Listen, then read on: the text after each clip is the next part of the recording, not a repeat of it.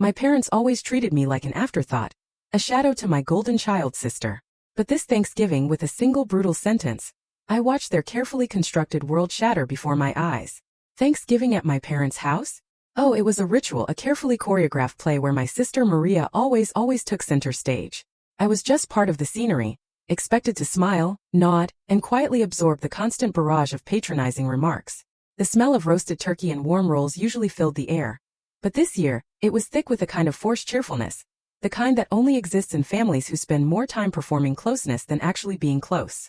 I'd spent years at that table, listening to the same conversations, the same backhanded compliments, the same dismissive tone whenever my life dared to come up. Maria, of course, was the undisputed golden child. The daughter who, in my parents' eyes, could do no wrong. She leaned back, confident, almost regal, with that familiar smirk playing on her lips, the one that said, "This room, this moment, it all belongs to me." And like clockwork, my parents gushed, their voices thick with sickening pride, their eyes shining with an admiration they reserved solely for her. "Maria just bought the most beautiful house. 4 bedrooms, a gorgeous kitchen. Oh, the backyard is just stunning. It's the kind of home where you can really see a future, a real investment, something that just makes sense, you know?" And I did know.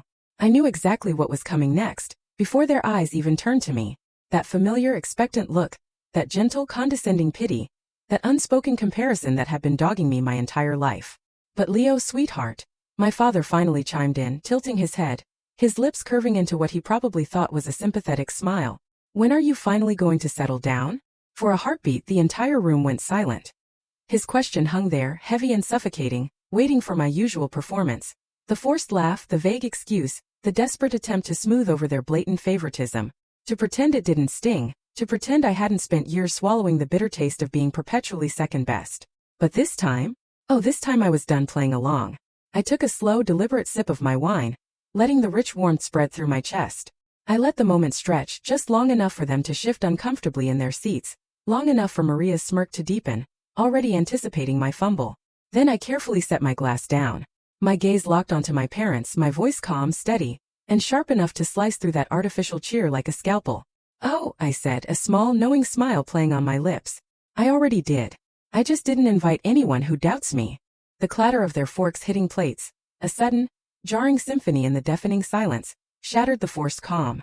I heard a quiet gasp from my aunt, barely audible over the collective intake of breath around the table. My parents' lips parted slightly, their eyes wide, a flicker of genuine confusion crossing their faces. It was as if the very idea of me having a life they weren't aware of, a life they hadn't approved of, was utterly impossible to comprehend. And Maria? For the first time in my life, she actually looked unsettled.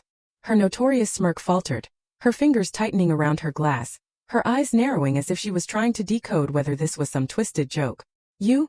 What?" My mother finally stammered, her voice thin, stripped of that effortless certainty she always had when Maria was the topic. "What do you mean you settled down? You didn't tell us anything about." "Exactly." I cut in smoothly, taking another leisurely sip of wine. I watched as the realization, slow and painful, began to creep in. Whispers started rippling down the table. The carefully crafted illusion of our family's perfect balance? It was beginning to crack piece by excruciating piece. My parents' gazes darted to Maria, as if searching for reassurance, expecting her to roll her eyes and dismiss my words as a sarcastic joke. But Maria said nothing. Her jaw tightened imperceptibly, her fingers tapped a nervous rhythm against the table. Her confidence for the first time was visibly shaken. And let me tell you, I savored every single second of it. "Leo," my father tried again, his voice now laced with a new caution, his eyes searching mine for an answer that would make sense, something to put things back into the neat, predictable boxes he'd meticulously arranged in his mind. "What exactly do you mean by that?" I gave him a slow, deliberate smile, letting the moment hang in the air. I savored the shift in power, the way they all leaned in, waiting, expecting me to explain myself, to justify, to hand over the details they suddenly seemed so desperate to know. But I didn't. Instead, I calmly reached for the mashed potatoes, spooning a generous helping onto my plate. I was completely unfazed by the burning eyes, by the suffocating silence. For the first time, the spotlight wasn't on Maria, and I hadn't even had to try. As I took a bite, chewing slowly, letting that moment stretch just a little longer, I saw it. The first crack in my parents' unwavering certainty, the first hint of genuine doubt in Maria's eyes. The conversation, for the first time in years, wasn't about her. I swallowed, wiped my mouth with my napkin, and finally met my parents' gaze. A single look that spoke volumes, saying everything I didn't need to vocalize. "You always assumed I was behind." I said, my voice soft yet firm, my words sinking into the heavy, charged air between us like stones in still water. You just never bothered to ask where I was going. Silence. Thick, heavy, suffocating. And in that silence, for the very first time in my life, I didn't feel invisible. I didn't feel small. I didn't feel like the forgotten afterthought, sitting in the shadow of the golden sun they had always placed on a pedestal. No, for the first time I felt like I had truly unequivocally won. That silence stretched longer than I ever anticipated. My words settled over the table like an unexpected storm cloud, hanging exactly where my parents' effortless, self-assured confidence used to be. For years, they had spoken of Maria with a certainty that bordered on worship, a belief so deeply ingrained they never once considered I might be doing perfectly fine on my own. I watched them blink rapidly, their fingers clutching napkins, mouths slightly ajar, desperately searching for a way to steer the conversation back to their comfortable narrative. Maria shifted, a flicker of unease behind her smirk, barely perceptible to anyone who hadn't spent a lifetime dissecting her every micro-expression. She'd always been so utterly sure of her place, so secure in being the successful one, the one who mattered, the one our parents would always prioritize. But tonight, I had just stolen something from her. Attention, control, the very power to dictate the narrative. And I could feel the frustration radiating off her like a palpable heat. So Leo, my Aunt Carol finally chimed in, her voice trying for lightness, but failing to mask the raw curiosity. Where exactly is this house of yours? I took my sweet time chewing my food, setting my fork down with deliberate care. My gaze swept across the table, watching their faces. For once, the genuine interest in my life outweighed the usual dismissiveness. It was almost amusing. How little they actually knew about me. How little effort they'd ever put into asking real questions about my choices, my plans, my quiet successes. They'd spent so long assuming I was floundering, it had never occurred to them that I might actually be miles ahead. Oh, you know, I said casually, reaching for my wine glass, swirling the deep red liquid slowly before taking a small sip. Not too far from here. 20 minutes or so, depending on traffic. That answer was perfectly, deliberately vague. Just enough to keep them wondering, to make them itch for more details, to keep that power pendulum swinging in my favor. My father cleared his throat, regaining just enough composure to attempt to mask his irritation. But I saw the white knuckles gripping his fork, the slight tensing of his shoulders. How long have you had it? He asked, his tone even, but laced with that forced politeness he reserved for people he didn't quite respect. I shrugged, leaning back in my chair, truly enjoying the way the entire table was now hanging on my every word, waiting, expecting, desperate to fill the gaping holes in a story they'd never bothered to ask about before.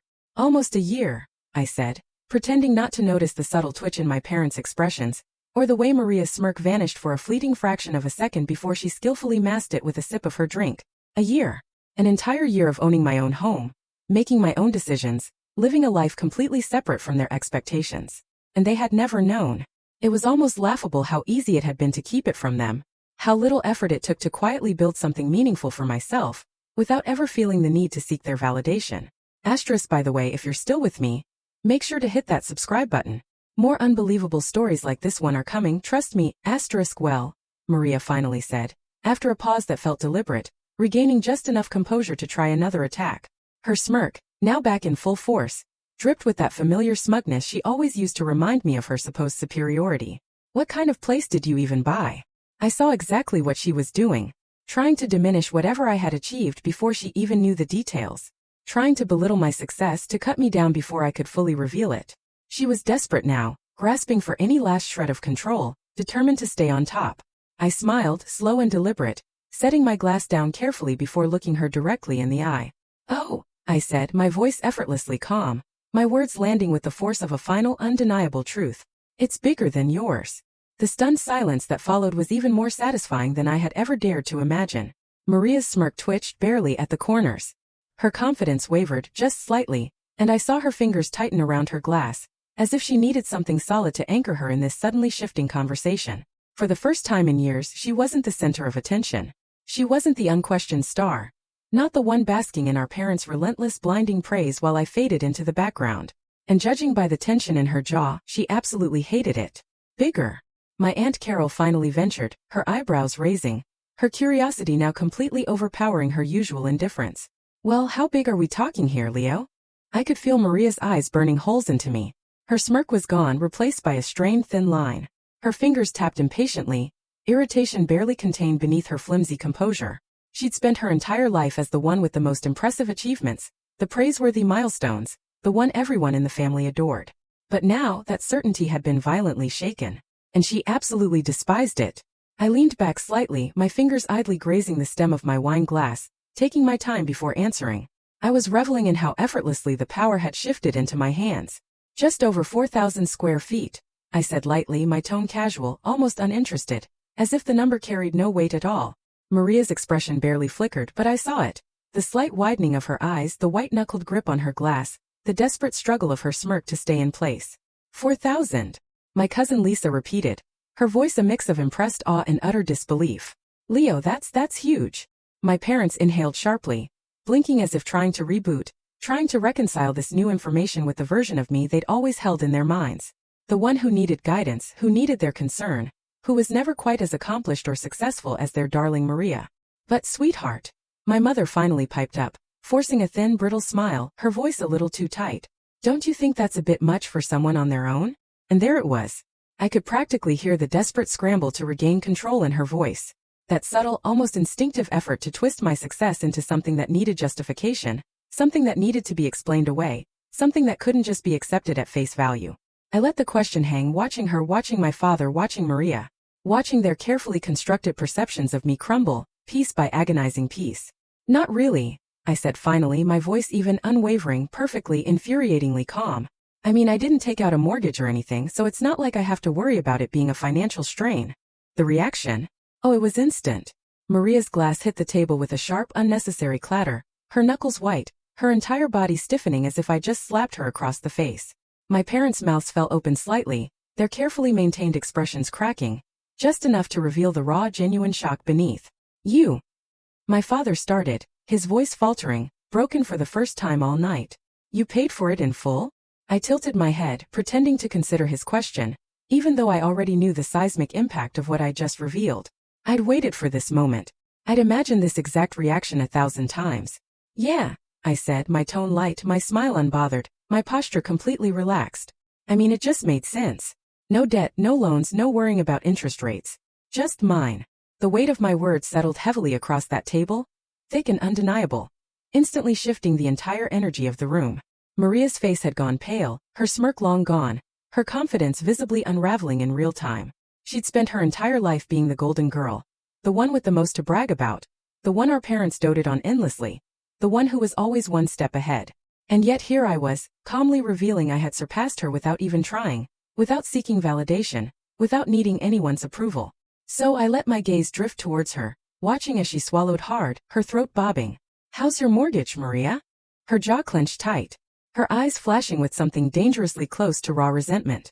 Her fingers gripped the edges of her plate, like she was holding herself back from physically snapping. My parents cleared their throats, scrambling desperately to salvage the conversation, to redirect the attention back to Maria, to rebuild the shattered image right there in front of everyone. Well, my mother said quickly, her smile forced, her voice a little too bright, hands clasped tightly in her lap. Maria's home is absolutely lovely, and it's in such a wonderful neighborhood, such a smart investment. Maria exhaled sharply, straightening in her chair, forcing a tight smile back onto her face, clearly relieved by their pathetic attempt at a save. Yeah, she said, her voice a little stiff, her confidence not quite as effortless as before. And you know, real estate is all about timing. The market's been tricky, but I got a great deal.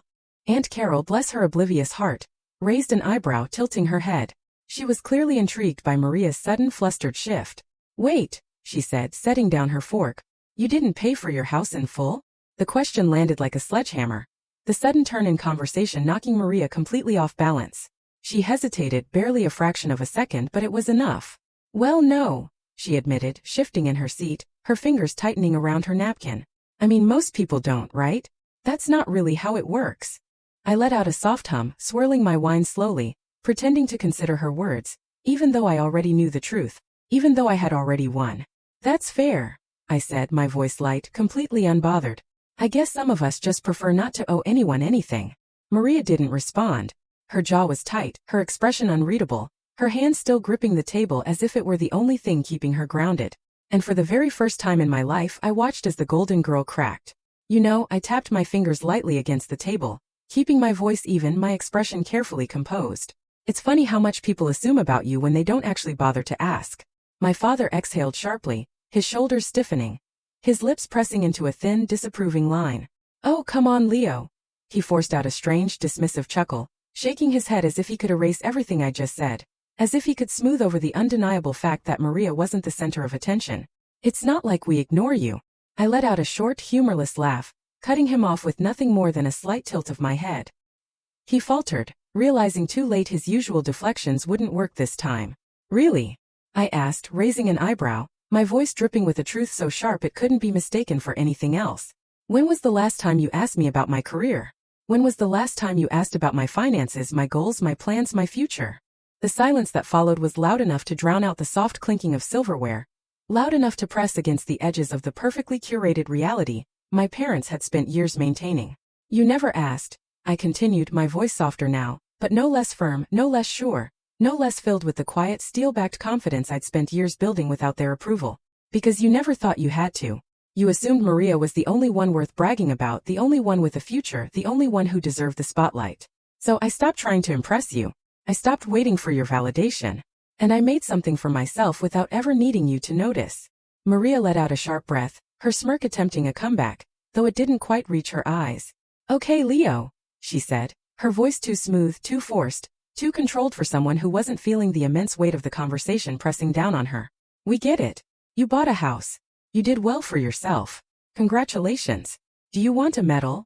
I turned my gaze to her slowly, deliberately, watching her shift, watching her roll her shoulders, trying desperately to regain the power she'd always held over me. "No," I said, my voice calm, completely unbothered. "But maybe you should think about getting some financial advice before you keep running your mouth." Her smirk twitched. "Excuse me." I leaned forward slightly, resting my elbows on the table, tilting my head just enough to let her know I wasn't playing games. I wasn't just throwing words around for a reaction. I had something she absolutely did not want me to say out loud. "You like to talk about your success," I said, watching the flicker of genuine discomfort in her eyes, watching her fingers curl just slightly against the table. "You like to act like you're the one who has it all figured out. But the truth is, Maria, you didn't really buy your house, did you?" The blood drained from her face so fast that, for a moment, I honestly thought she might be sick. The entire table went stone still, every single pair of eyes darting between Maria and me. My parents sat up straighter, their hands clutching napkins in their laps, as if holding onto the fabric would somehow stabilize the imploding conversation. "Leo," my mother said slowly, carefully, as if she was terrified of what I might say next, as if she already knew she wouldn't like it. "What are you talking about?" I never looked away from Maria. "Did you tell them, Maria?" I asked, keeping my voice deceptively light, tilting my head just so. "Did you tell them that you're drowning in debt? Did you tell them that you didn't actually buy that house? That the bank owns most of it? That you maxed out multiple credit cards just to cover the down payment? And you're barely keeping up with your mortgage payments?" "That's not," Maria started, her voice strangled, her hands clenching into fists against the table. "Not what?" I asked, raising an eyebrow, giving her one last, fleeting chance to admit the truth before I spelled it out for her. "Not true." I paused, letting the implication hang. "Because I pulled your credit report, Maria. I know exactly how much debt you're carrying. I know exactly how much you owe, how much you're struggling, how much you've been lying to everyone sitting at this table." The silence was absolutely deafening. Maria's face twisted into something ugly, furious, something I'd never seen her direct at me before. It told me I'd hit the one nerve she never expected me to find. "You little," she started, pushing back her chair abruptly. But my father's sharp intake of breath stopped her cold. He turned to her slowly, his hands shaking, his expression a raw mixture of disbelief and crushing disappointment, the kind he had never once directed at her in all the years he'd spent believing she could do no wrong. "Maria," he said, his voice barely above a whisper, but heavy with something final, something undeniable. "Tell me that's not true." And for the first time in her life, Maria had no answer. The silence in that dining room stretched on, long and thick, hanging over the table like a suffocating fog that refused to lift. Maria, on the other hand, looked utterly cornered. Her jaw was set so tight I thought her teeth might crack under the pressure. Her chest rose and fell with shallow, uneven breaths as she desperately tried to conjure something, anything, to make this moment vanish. I'd spent years watching her manipulate conversations, twist words, redirect attention back to herself whenever things went south. And even now, I could see her mind racing, frantically trying to piece together some excuse to reclaim control. But here's the thing about control. Once you lose it, once it slips through your fingers in front of the people who've always believed in you without question, it's nearly impossible to get it back. "You're lying," Maria finally said, her voice flat, steady, but carrying the sharp, desperate edge of someone utterly unconvinced by her own words. You don't know what you're talking about. I let out a slow breath, tilting my head, watching her. The way her fingers twitched, the way her eyes darted briefly toward our parents before settling back on me. She was waiting for them to step in, waiting for them to defend her, to do what they'd always done. Dismiss anything that made her look bad, shift the blame onto someone else. But for once they didn't. Instead, their furrowed brows turned to her, their voices quiet, laced with something I had never heard directed at her before. Uncertainty. Maria, my mother said, her tone cautious, fragile, as if she feared the answer. Tell me Leo is wrong. Maria let out a sharp, brittle laugh, shaking her head quickly, forcing a smirk that lasted barely a second before cracking under the sheer weight of the moment. Mom, Dad, come on, she said, waving a dismissive hand, her voice taking on that same patronizing tone she always used to make herself sound like the rational one. Leo's just trying to stir up drama. I leaned forward slightly, resting my elbows on the table, my expression calm, steady, unbothered. If I'm lying, I said, keeping my voice light, tilting my head just enough to make her squirm, then why don't you show Mom and Dad your bank statements? Your mortgage details. Go ahead, Maria. Prove me wrong. Her jaw tightened. Her breath hitched. Her fingers clenched into fists so tight her knuckles turned white. And that, right there, was all the proof anyone needed. My parents inhaled sharply, their eyes widening, their hands flying to their mouths as if to physically stop themselves from gasping out loud. Oh my God, my mother whispered, her voice barely above a breath, the crushing weight of realization washing over her like a tidal wave. Maria's entire body stiffened, her fists pressing into the table, her breath coming out in quick, uneven bursts as the truth settled over the room. Undeniable, inescapable, suffocating. How much? My father asked, his voice shaking, his fingers trembling as he turned to face her fully now. He wasn't looking to me for answers anymore. He wasn't trying to pretend this was anything other than exactly what it was. How much do you owe? Maria swallowed hard, her throat bobbing, her eyes darting around the room as if searching for an escape route, hoping anyone would come to her rescue. But no one did. Dad, it's not. How much? The room fell into an eerie stillness, the weight of his question pressing down on all of us, the tension thick enough to choke on. Maria hesitated, her tongue darting out to wet her lips, her fingers flexing against the table, her entire body screaming reluctance. Then finally, through gritted teeth, she muttered, a little over 300,000. The collective inhale around that table was almost deafening. My parents physically reeled back, their hands gripping the edge of the table as if the sheer number had punched the breath from their lungs. 300. My mother started, but the words got stuck, tangled in her disbelief, her devastation, her humiliation. Maria ran a hand through her hair, her breath uneven, her knee bouncing wildly under the table, a barely contained fury in her eyes. It's not as bad as it sounds, she said quickly, her voice laced with thinly veiled desperation, her hands gesturing wildly as if trying to physically sweat away the weight of her own failure. I have a plan. I'm restructuring my finances. It's just temporary. Temporary. My father's voice was sharp now, slicing through her flimsy excuses like a blade. His face flushed with something dangerously close to disgust. You told us you bought that house outright. You let us tell everyone how successful you were, how well you were doing, and all this time you were drowning in debt. Maria opened her mouth, then snapped it shut, her throat working, her hand shaking slightly as she finally realized. There was no way out of this. No story she could spin. No version of events that could make this nightmare disappear. And me? I just sat there sipping my wine, watching it all unfold exactly the way I knew it would. All those years, I murmured, my voice soft but cutting, my eyes locking onto hers, watching the flicker of pure resentment flash behind them. Mom and Dad treated you like you were untouchable, like you were better, smarter, more responsible than me. And all this time you were barely keeping your head above water, while they ignored everything I built for myself. My parents turned toward me then, their mouths opening as if to protest, to argue, to salvage some version of the truth that would let them keep believing Maria was the daughter they'd always thought she was. But there was nothing left to say. And for the first time in my life I saw it in their eyes. Doubt, uncertainty, the crushing realization that maybe, just maybe, they had been wrong all along. Maria's chair scraped loudly against the floor as she suddenly sprang to her feet. Her fists clenched at her sides, her face twisted with raw, visceral anger, her breathing uneven, her entire body radiating pure, unadulterated rage. And then, just as I expected, she turned that rage directly on me. You think you're better than me? She snapped, her voice sharp, shaking, her eyes burning with something dark, something venomous. You think you've won something here? I smiled, slow and deliberate, tilting my head slightly as I met her furious gaze with nothing but pure, unwavering satisfaction. I don't think I've won, I said simply, my voice calm, steady, completely unshaken. I know I have. Maria's breathing was ragged, uneven. Her fists were clenched so tightly at her sides that her knuckles had turned ghostly white. Her jaw locked, a muscle twitching beneath her skin. She wasn't just angry, she was furious. The kind of rage that boils over when someone who's spent their entire life on top suddenly finds themselves staring up from the bottom. The kind of anger that only comes from watching an illusion you painstakingly built shatter into 1,000 irreparable pieces. You just couldn't help yourself, could you?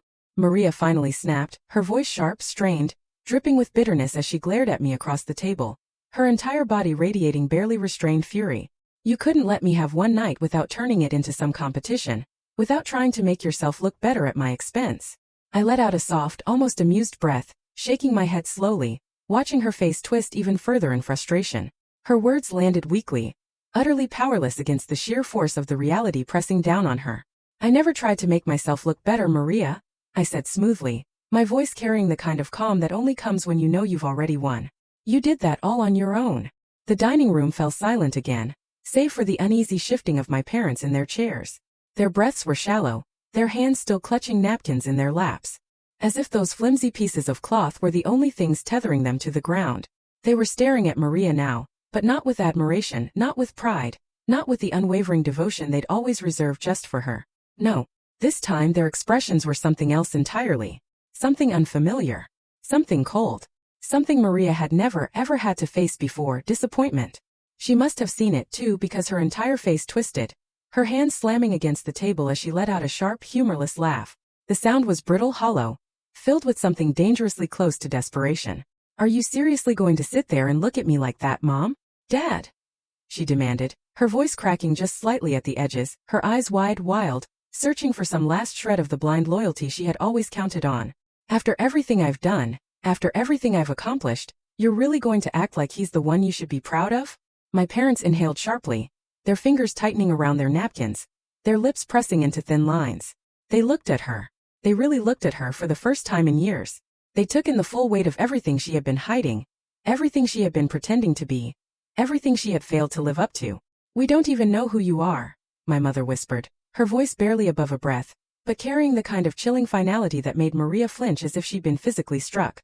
Maria took a step back, as if the air had been knocked out of her lungs, her face twisting, her entire body stiffening with something dangerously close to panic. Oh, please, she spat, shaking her head, forcing a sharp, bitter laugh that only made her look more pathetic, more desperate. Like he's so perfect, right? Like Leo's been waiting his whole life to rub this in my face, to make me look like the failure. No, I cut in smoothly, watching her snap her mouth shut, her face contorting with rage, her hands twitching at her sides. Not because you struggled. Not because you made bad financial decisions. Not even because you lied about all of it. No, Maria. You're the failure because you spent your entire life thinking you were better than me. Thinking you didn't have to work as hard. Thinking that our parents' approval was all you ever needed to be untouchable. Maria's lips parted slightly, her breath uneven, her eyes burning with something close to genuine fear. But I wasn't done. And guess what? I continued, tilting my head slightly, my voice soft but sharp, calm but utterly devastating. They're not proud of you anymore. And they never will be again. The words landed like a hammer, like a wrecking ball, like the final irreversible crack in the image she had spent her entire life crafting. I saw it in the way her face paled, in the way her breath hitched, in the way her entire body seemed to deflate under the immense weight of it all. My parents hadn't spoken again, but they didn't have to. The way they looked at her said enough. And that was the moment she knew it was over. There was no coming back from this. The golden girl wasn't golden anymore. I pushed my chair back slowly, the sound cutting through the silence like a blade. Standing up, I smoothed my shirt as I glanced around the table, taking in the stunned expressions, the shocked silence, the way every single person in the room had just realized in real time that the entire family narrative had been rewritten before their very eyes. Maria stood there, frozen, humiliated, seething but utterly powerless. I reached for my jacket, slinging it over my shoulder, and took my time making my way toward the door. I felt lighter than I had in years, feeling the immense weight of their doubt, their dismissal, their constant belittling finally lift from my shoulders. I paused just before stepping out, glancing back at my parents, meeting their gazes one last time, watching as they struggled with the crushing realization that they had never really known me at all. Next time you ask about my life, I said lightly, my voice dripping with quiet, undeniable satisfaction, maybe try actually listening. And with that I walked out the door, strong, free, and completely untouchable. Have you ever had a moment where you just had to lay down the truth, no matter how hard it was? Tell me what you think. I really want to know.